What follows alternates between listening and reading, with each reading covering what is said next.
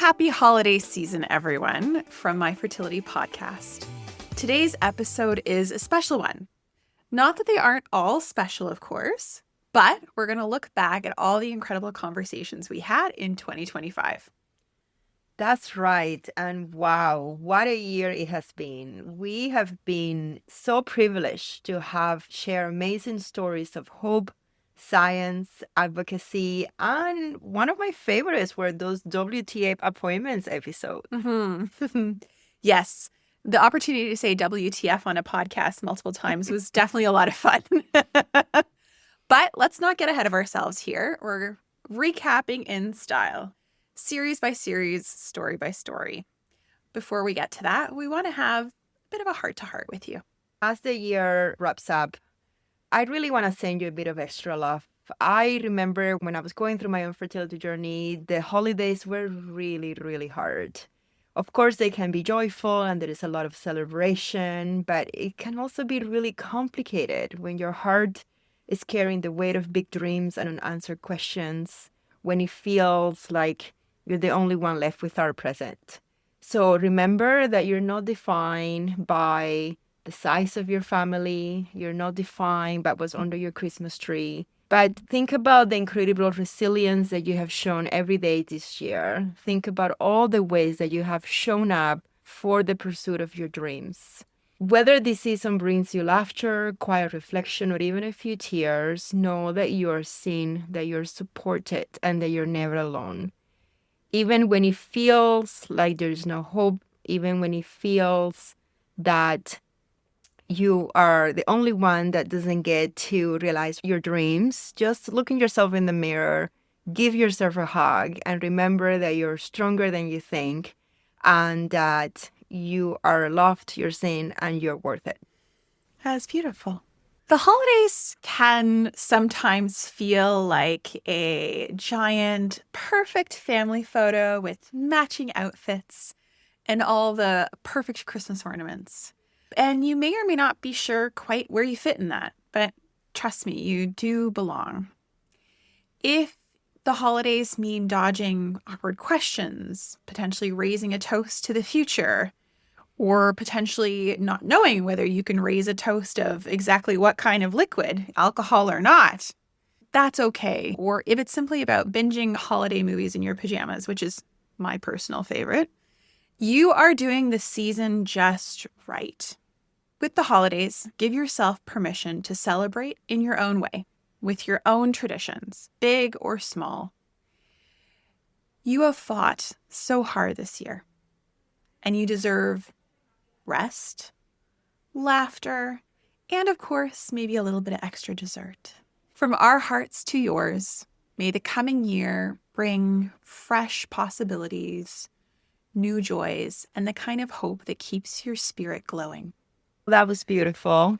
Very well said. And now we should get to our year in review. So if you will, please do the honors. All right. So we kicked off 2025 with episode 40. I finally got to do a deep dive into pineapples. Pineapples, fertility, and the sweet symbol of hope. Because let's face it, no fertility journey is complete without pineapples on socks, mugs, Instagram feeds, That's right. sweaters, and of course, the pineapple cores in all places. That is so true. Episode 41 brought us Hannah's story. This was the story of her vegan lifestyle and her IVF journey. It's a reminder that nutrition, values, and fertility can often intertwine on one's journey. Mm-hmm.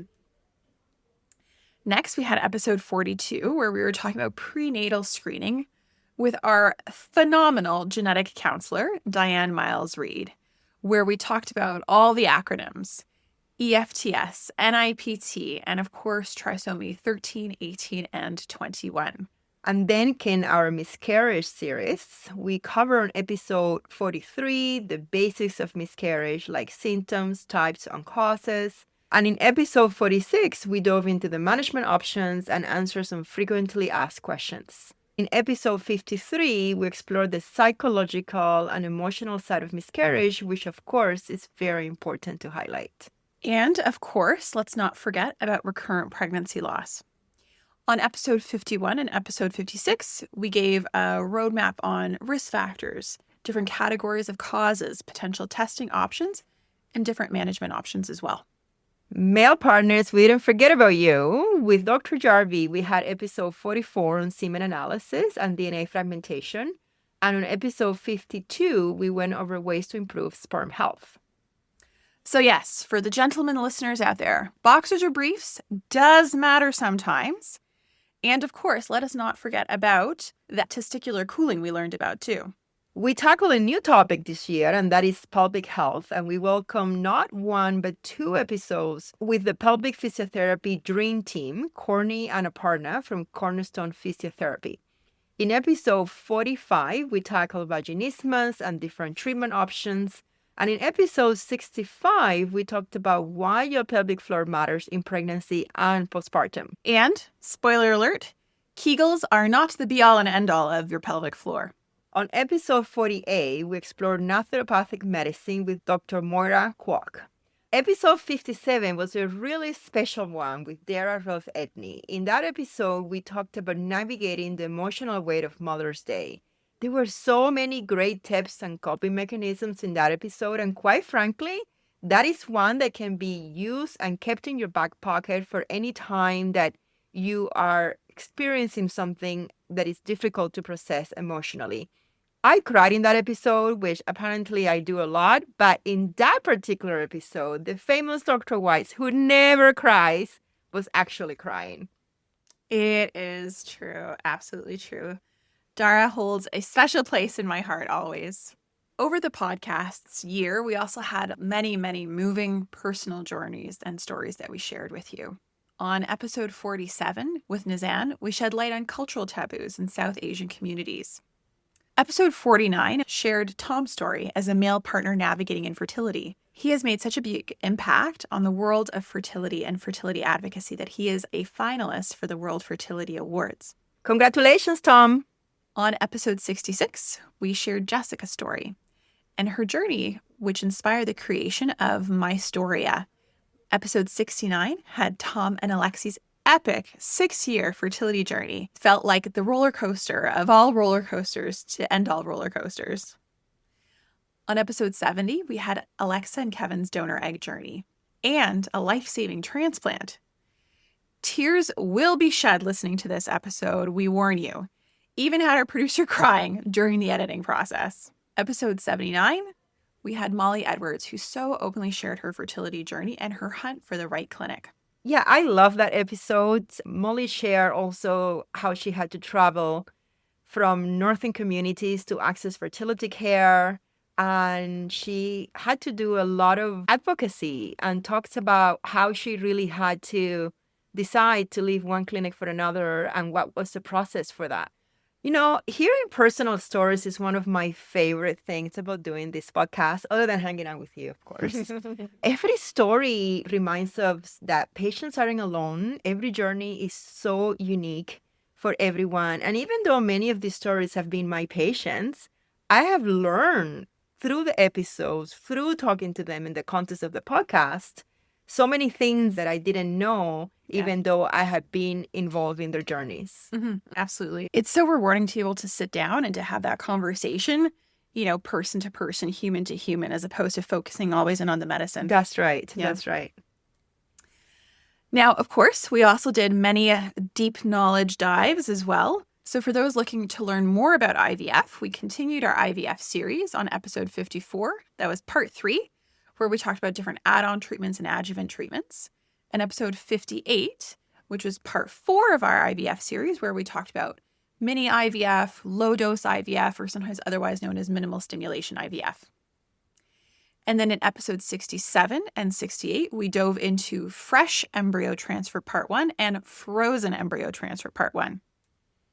And of course, we have to talk about that WTF appointment scenario. So in episode 62, we talked about WTF, how come sometimes we get less eggs than expected. And in episode 75, we talked about WTF, fertilization failures. Why didn't my eggs fertilize? Because fertility journeys aren't always straightforward, it is okay to say WTF. Yeah. Now, we also did a series on I'm pregnant, now what? On episode 55, we talked about kind of initial testing steps, vitamins, diet, and then in episode 61, we got into common symptoms, including nausea, vomiting, medications in pregnancy, exercise in pregnancy, and of course, cats. Cannot forget the cats. Cannot forget the pet cats. And then on episode 71, we talked about beauty products and beauty treatments during pregnancy as well. Admit it, that was your favorite episode to research, wasn't it? That and the pineapples. The pineapples one was pretty fun. Yeah, this is a great series because really, even after getting pregnant, of course, the anxiety is still there. And now that you work so hard to get pregnant, a lot of our patients are saying, well, now what? I still have questions. I still need support.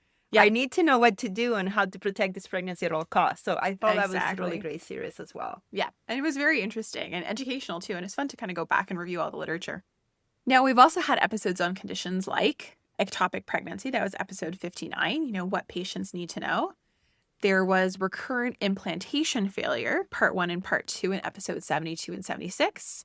And then we did it this year. We actually started our immune series in 2025. I honestly think that might be one of our biggest accomplishments. It took a while. We acknowledge that for sure. It was a lot of mental work for us to get there, to actually bring it to fruition, but we're super proud of what we put out. And so that was episode 78, where we plunged into immune testing and treatments and why all the controversy. Exactly. Inclusivity is always really important in the world of fertility, of course. On episode 63, we met with Lane Halpern-Sisman, who gave us incredible insights into the 2S LGBTQ plus fertility support and her book, Conceivable. Make sure you check out that episode. The book is an excellent resource. I have to say, there's one moment from that episode that I constantly replay in my mind. And that's when she is giving her 5 pieces of advice around the fertility journey. And she says, expect the unexpected. Mm-hmm. And that is so universally true. That is so true. Yeah. That is something that's constantly replaying in my mind, for sure. Surrogacy was another big topic this year. On episode 60, we had Baden and Zane's surrogacy journey. And then on episode 64, we featured Zane's advocacy work and Scotty's law. Scotty is his daughter, by the way. Mm-hmm. On episode 77, we welcomed Marissa from Defining Journeys. We also welcome on episode 73, Patricia and Ekene from Black Fertility Agency. And in episode 74, we had Sarah Cohen, a renowned fertility lawyer that talks about the legal sides of family building. We also cannot forget episode 50, where we celebrated 1 year of My Fertility podcast with the When Marta Met Mavis episode. And of course, you learned a lot about us personally. That was a really fun episode. And now here we are, wrapping up another amazing year with all our listeners. Fun fact, you ready? We have reached over 50,000 downloads and have listeners over 2,700 cities across the world. That's incredible. That's absolutely amazing. Yeah, that's right. We see you, Toronto, Sudbury, Calgary, Brisbane, Paris, Athens, Dubai, Vancouver. It's so incredible to see the reach. Now, 2026, I vote we do a world tour to visit all these cities. What do you think? No, we have to stay here and see patients. But nice try. Fine. I get it. I understand. The cities do sound pretty good. They do. Thank you so much for listening, sending us questions, engaging with social media on Instagram and YouTube, writing reviews, and of course, sharing the knowledge and stories with your circle. I have to say, every time I see a new patient and they tell me, oh, I listened to the podcast and I know exactly what you mean when you say X, Y, and Z, my heart just want to explode. Because from day one of starting this career, that was my biggest pain point, that my patients just had this time with me in their office and they had no other source, no other way of hearing me talk about their concerns. So the podcast has done that. Thank you so much to our producer, Daniela, for helping us do that. All right. So what is the big takeaway from 2025? Well, there were many, but if I have to summarize it in one sentence, I would say fertility is complex. Like Lane said, expect the unexpected, but patients are resilient. Communities are strong, and every story matters. Here's to more conversations, more stories, more knowledge, more sharing, and more support in 2026. And we promise we will continue the immune series. Yes. And of course, remember, you are not alone in this. We've got you. Thank you for taking us with you in all the cities of the world. Thank you for listening to us while you drive, you cook, you walk. We are so grateful that you're making us part of your journey.